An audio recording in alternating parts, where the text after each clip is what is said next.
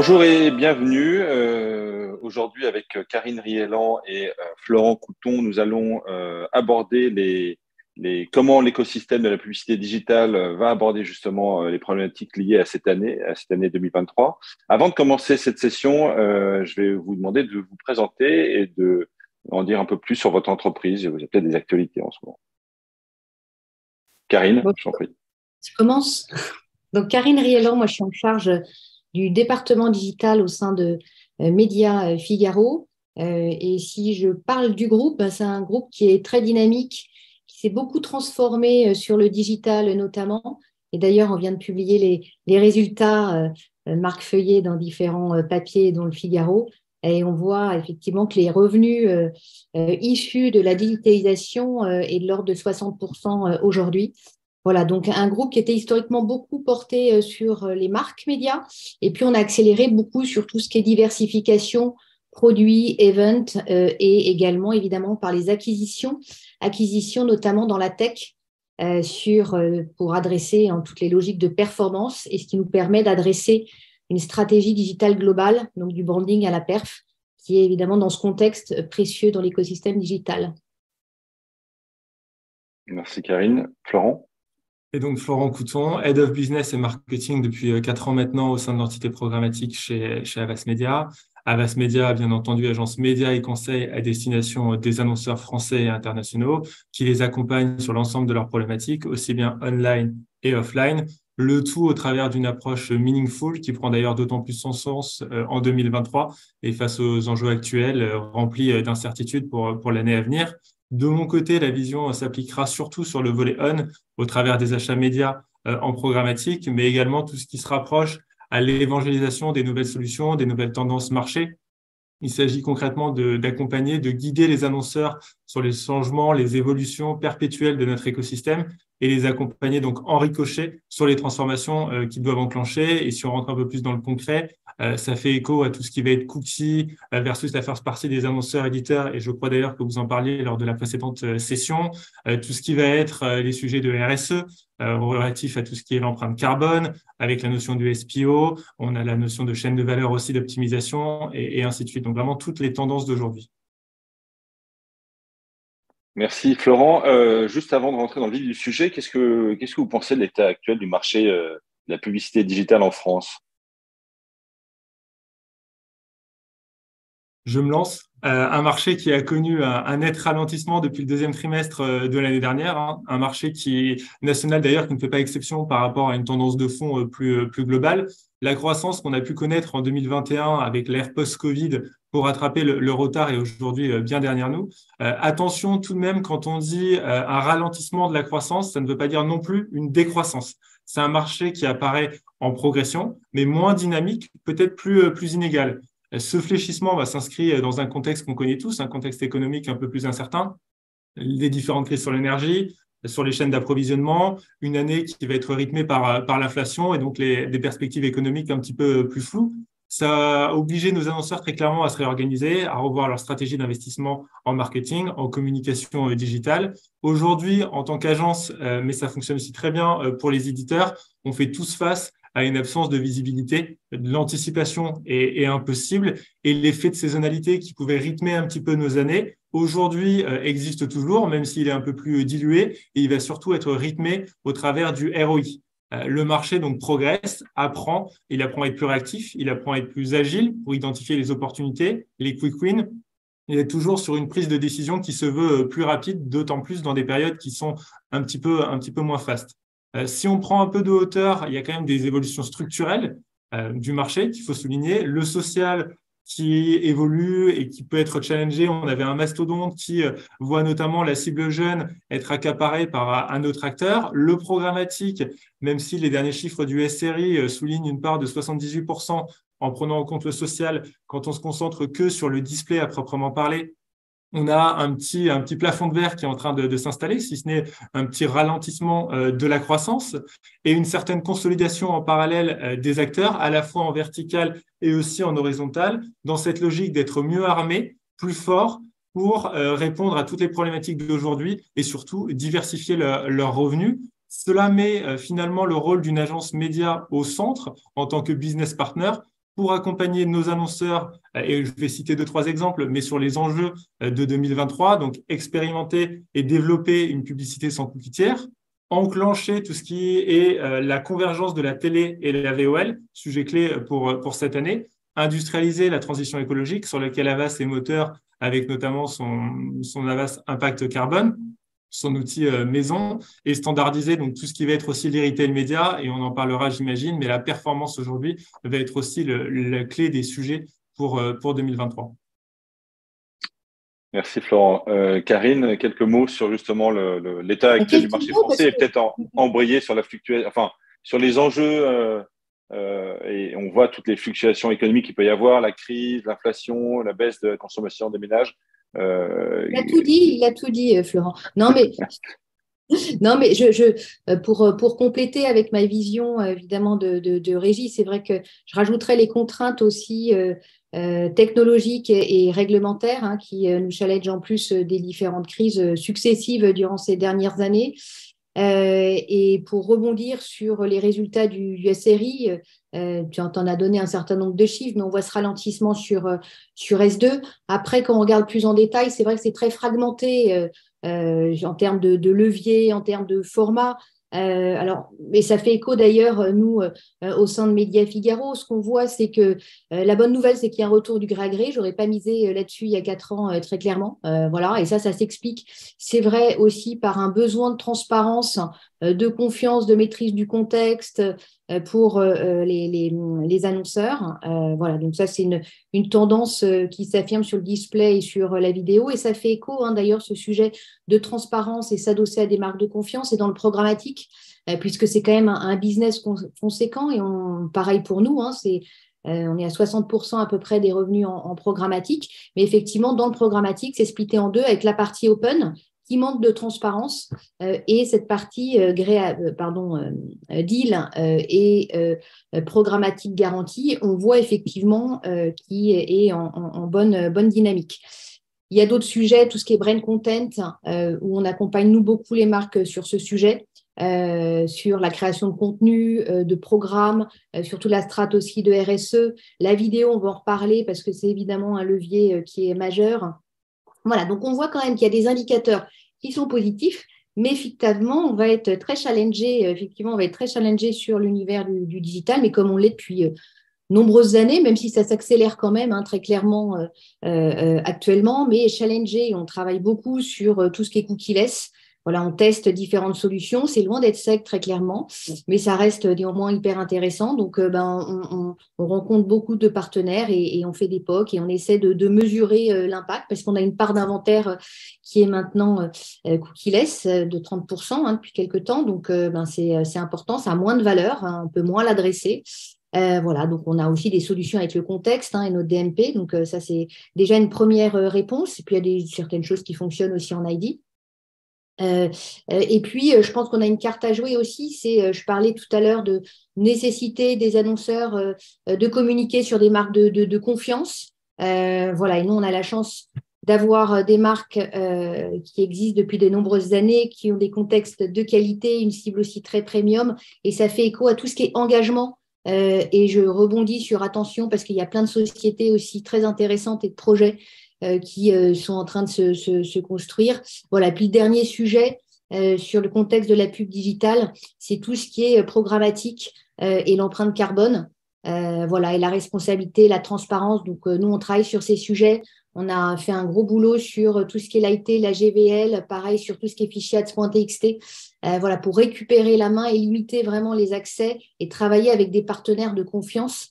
Voilà, et ça va être un peu le sens de l'histoire sur l'année 2023. Et puis, évidemment, avec plein de nouvelles surprises, j'imagine, sinon on s'ennuierait. Donc, on voit, merci à tous les deux, on voit qu'il y a énormément de sujets à traiter, très vastes, etc. Et on voit que selon les études, la vidéo est un élément, un facteur de croissance important. Alors, Karine, tu en as parlé, et Florent aussi. Donc, le SRI nous a montré que la vidéo, avec une croissance très forte en 2022. Quelle est pour vous l'importance de la vidéo en 2023 au sein de vos différents écosystèmes ? Karine, si tu veux commencer. Ouais, je peux.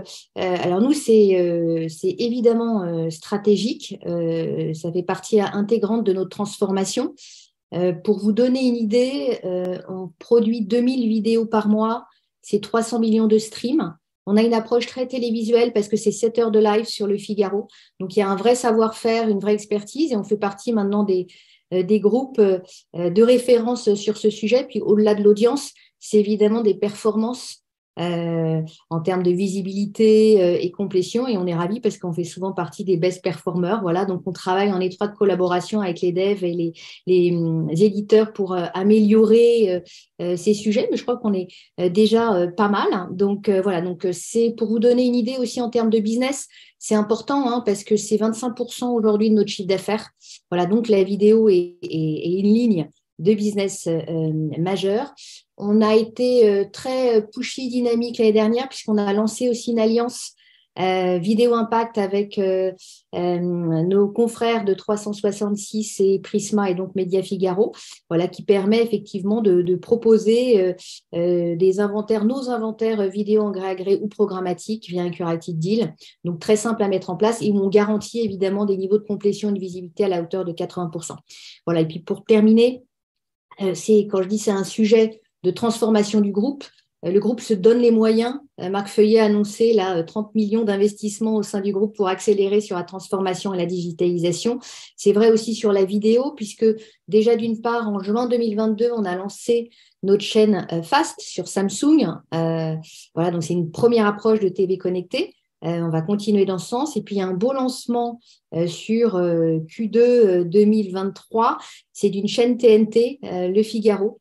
Voilà, on vous en parlera prochainement. Mais voilà, l'objectif pour nous est de faire de cette marque une marque multicanale, omnicanale en tout cas pour consulter la vidéo. Donc, un beau sujet et une belle ambition du groupe Le Figaro.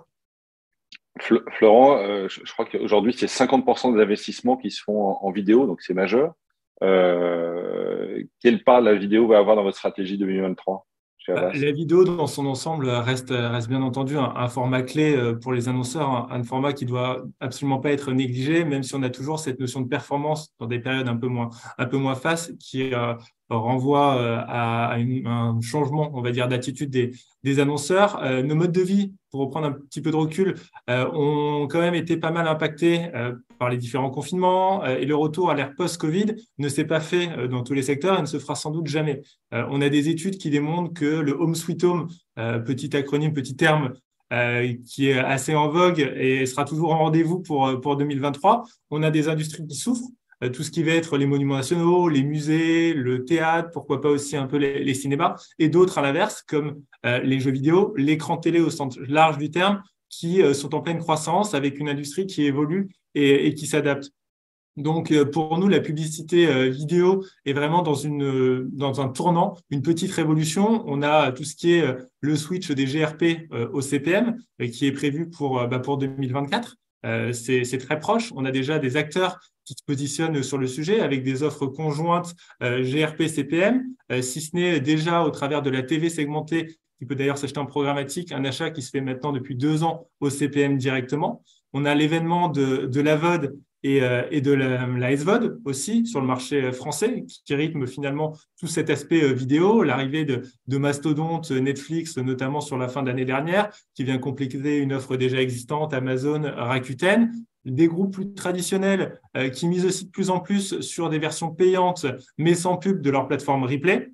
Et plus globalement, chez Havas, où on a de nombreux annonceurs qui nous sollicitent donc sur ces problématiques de branding, la vidéo va rester la meilleure des réponses à de nombreux KPI, mémorisation, une attention plus élevée. De nombreuses stratégies, on le sait encore aujourd'hui, se construisent autour de campagnes télé. Et la VOL, bien entendu, vient compléter en complémentarité de cette approche télé. Et aujourd'hui, l'attrait que peut avoir aussi la vidéo, c'est de la vidéo à l'engagement, qui cherche peut-être encore un petit peu sa place, mais qui est en forte croissance. Et pour continuer sur ma casquette agence, quand on regarde le côté éditeur, on sait que la vidéo est également clé dans la mesure où elle est bien entendu plus rémunératrice pour nos partenaires médias. Merci Florent. Et j'ai encore une autre question pour toi, Florent. On a peu de visibilité sur ce marché-là. Il y a beaucoup d'incertitudes économiques. On on sent que c'est une période un peu tendue, mais il y a quand même des événements majeurs qui vont générer de l'attraction. On a la Coupe du Monde de rugby, on a la préparation des Jeux Olympiques. Comment vous vous préparez en tant qu'agence à ces événements et quelle place ces événements vont avoir dans l'activité, enfin, l'écosystème publicitaire, de la publicité digitale en 2023? Nous avons bien entendu chez Havas des partenaires des Jeux et de la Coupe du Monde de rugby qui sont présents, qui sont bien entendu au rendez-vous, que ce soit pour l'un ou l'autre des deux événements. On a quand même, sur ce début d'année, l'impression, et c'est difficile de quantifier l'impact économique, mais que ces annonceurs restent un petit peu dans les starting blocks, pour aller dans la métaphore du sport, en prévision de cette Coupe du Monde de rugby, qui n'est pourtant qu'en septembre. Notre position est de se dire que tout devrait se décanter, que ce soit donc en 2023 et en 2024 plutôt sur Q2, et que des annonceurs partenaires ou non d'ailleurs des deux événements voudront se positionner et surfer sur ces événements historiques. Capucine Pirard, donc, qui est vice-présidente à Havas Media Group, le rappelait récemment, la licence JO, elle finalement ne fonctionne qu'au moment où les marques signent leur contrat jusqu'à la fin de l'événement. Donc, c'est des moments sur lesquels elles ne peuvent pas se rater. Nous, en tant qu'agence, on ne peut pas non plus se rater. La dernière Coupe du Monde de rugby, c'était il y a 15 ans en France. Les JO pour 2024, ça fera 100 ans tout pile. C'est vraiment le moment de l'année. Les marques vont donc chercher à capitaliser sur des événements fédérateurs. Et on peut prendre un exemple, la dernière Coupe du Monde de football, où on a atteint, il y a le parcours de l'équipe de France qui fait que, mais on a atteint des niveaux d'audience en télévision records. Globalement, chez Havas, on va aborder ces événements, bien entendu, sereinement, progressivement. L'idée étant de se dire que les diffuseurs, notamment pour le rugby, viennent à peine de sortir leurs offres commerciales. On rentre tout doucement dans la compétition. On sort un petit peu des hypothèses stratégiques qui ont pu être mises en place sur la fin d'année et on va rentrer dans le concret. Et notre objectif sera de faire le lien entre des marques, des moments donc historiques et les Français au travers des leviers qui sont les plus pertinents. Donc plutôt assez optimiste parce que ça devrait générer de l'attraction sur les marques partenaires. Que ce soit pour les partenaires et au-delà des partenaires à proprement parler de ces deux événements sportifs. Ok, merci. Alors vous avez tous les deux abordé ce sujet en introduction, la transition écologique, la responsabilité des acteurs de la publicité. Karine, comment vous appréhendez cette révolution de l'écosystème par rapport à cette transition écologique et la responsabilité des acteurs? Écoute, avec beaucoup de pragmatisme et puis on aime bien travailler avec des startups, des jeunes entrepreneurs sur ce sujet qui arrivent avec beaucoup de conviction et de belles idées. C'est vrai qu'on avait à cœur, nous, en 2022, de faire un digital plus responsable. Et on va dire la première approche qu'on a eue, c'est de travailler sur la réduction de l'empreinte carbone des campagnes publicitaires digitales et campagnes vidéo en l'occurrence. On en parlait précédemment, mais on sait à quel point la vidéo, alors déjà c'est le format qui est le plus utilisé lorsqu'on veut s'informer, se divertir, et puis c'est le format aussi roi, point de vue annonceur. Voilà pour ce que tu évoquais notamment Florent, les avantages et bénéfices que ça peut avoir. Mais on sait aussi qu'elle émet beaucoup de gaz à effet de serre, donc de CO2, donc de dioxyde de carbone, donc réchauffement climatique.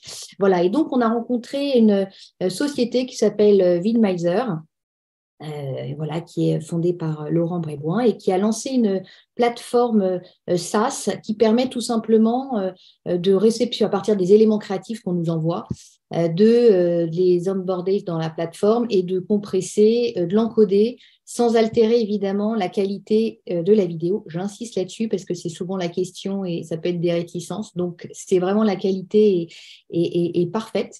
Et donc, on réduit drastiquement de 40 à 80% le CO2. Donc, on fournit un bilan avant, donc au moment de la réception et après, et on voit effectivement les CO2 économisés. Alors, je précise, c'est vrai que quand on dit j'ai économisé X kilos de CO2, c'est pas très parlant. Donc, on met des critères, des références qui nous parlent en kilomètres voiture par an. Ou, voilà, donc ça, c'est un exemple. Alors, je regarde mes petites notes parce que pour le coup, je ne l'ai plus en tête, mais pour vous donner quand même une idée, sur 20 campagnes qu'on a faites sur la fin d'année, on a économisé 19 tonnes de CO2, soit l'équivalent de 13 voitures qui ont fait 15 000 km par an. C'est énorme. Donc, on ne se rend pas bien compte. Mais voilà, donc pour le faire, c'est très simple. Il suffit de nous envoyer les créas. Évidemment, c'est du redirect, on ne peut pas intervenir. Et je précise que Média Figaro finance cette solution. Voilà. Donc ça, c'est une première approche. On travaille aussi sur une calculette carbone, print et digital. Donc pareil, on le fait là, alors conjointement, pas pareil, mais on le fait conjointement avec les Échos, Le Parisien et Le Monde. On prend notre temps et on a pris volontairement notre temps parce que si tout le monde sur le marché, il va de ses propres références, ça devient un peu, son propre référentiel, ça devient un petit peu compliqué. Voilà, et donc on s'est dit, on va y aller par étapes. Et il y a le SRI notamment qui a travaillé sur ce référentiel. Donc on est parti de ce SRI pour pouvoir le faire. Et donc cette calculatrice va être lancée. Et voilà, et là on a d'autres projets sur le prog notamment, voilà, qu'on est en train d'adresser. Mais c'est vraiment très intéressant. Déjà on est obligé d'y aller, mais même on a des convictions et on a envie d'y aller. Voilà, je trouve ça passionnant. Et surtout les personnes aussi qu'on rencontre sont vraiment très, très impliqués et volontaires sur ce sujet. Donc, on le fait avec beaucoup de plaisir.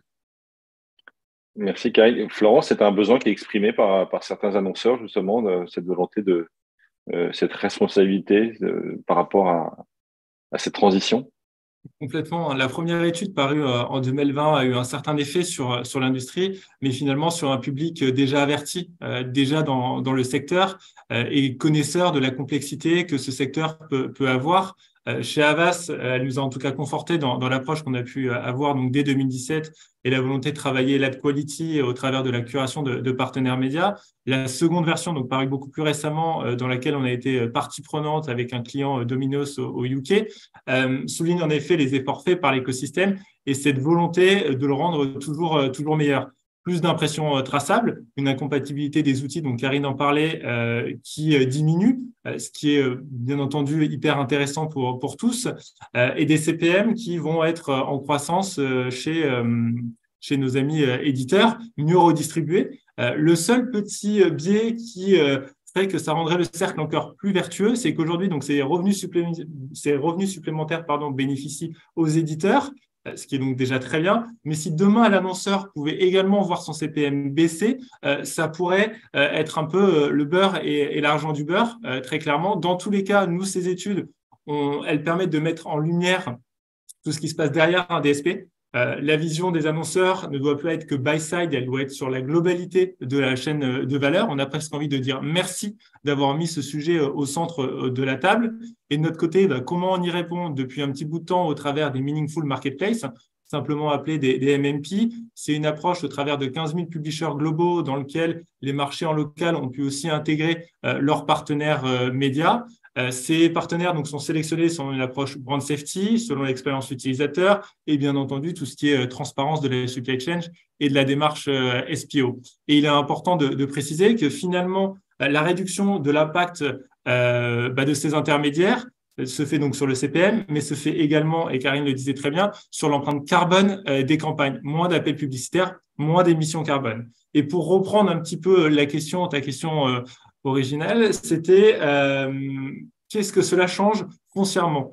Finalement, aujourd'hui, le programmatique est bien ancré. On a les chiffres SRI qui le témoignent. En revanche, il est important de préciser, c'est un moyen de réassurance pour les annonceurs. Cela s'inscrit totalement dans leur volonté d'avoir une communication plus éthique et qui permet d'ailleurs de souligner que le programmatique est d'ailleurs en capacité d'innover pour se rendre meilleur et qu'il est même d'ailleurs vertueux s'il est exploité à bon escient.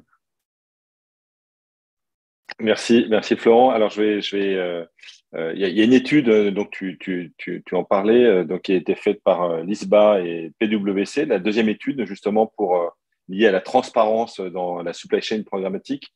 Donc parce que vous en parliez au début, la transparence c'est le nerf de la guerre. Tu faisais référence à l'open, Karine, tout à l'heure. Donc cette étude a montré qu'effectivement la part d'incertitude de ce qu'on appelle unknown dans la supply chain avait baissé, était passé de 15 à 3%, donc ça va vraiment dans le bon sens. Est-ce que vous pensez justement que le fait de travailler ensemble, que ce soit du côté agence, DSP, SSP et publisher, est un bon élément justement pour apporter plus de transparence au sein de l'écosystème? Oui, ça va dans le beau sens, c'est rassurant qu'on publie ce genre d'études. Et intéressant évidemment de voir que ça réduit. Je pense que toutes les parties prenantes ont fait des efforts aussi pour partager davantage de data, beaucoup plus granulaires, donc pas juste agrégées, mais plus au niveau des logs. Donc ça permet effectivement d'avoir plus de capacité d'analyse. Voilà, donc alors c'est intéressant parce que cette étude est fait aussi écho.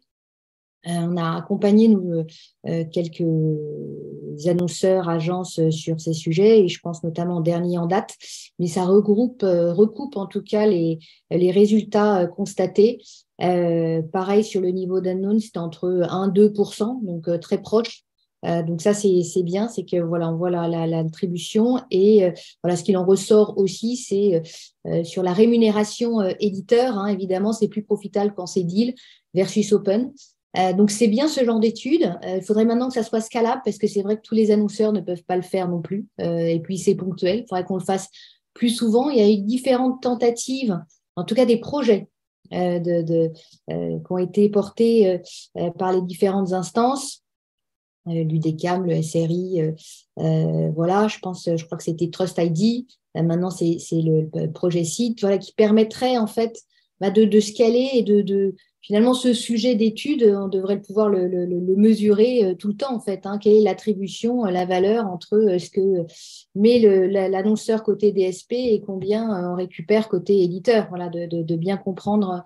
Et ça rejoint le sujet de transparence aussi, et de défiance que peut avoir peut-être certains annonceurs à l'égard du programmatique. Voilà. Alors après, encore une fois, hein, je répète, mais finalement, avec des deals, on a beaucoup plus, et de programmatique garantie, beaucoup plus de transparence au niveau de ce mode d'achat. Merci Karine. Florent, tu veux ajouter quelque chose? C'est très clair, on se rejoint complètement sur cette volonté de transparence de la chaîne de valeur programmatique. Hein. Et plus on arrivera à mettre ce sujet au centre de la table et que l'ensemble des parties prenantes travaillent main dans la main pour éclaircir et pour simplifier finalement l'écosystème et le rendre plus compréhensible à tous, plus on pourra capitaliser sur des investissements de partenaires qui nous font confiance, qui font confiance donc au programmatique et qui sont à même de comprendre tous les tenants et les aboutissants.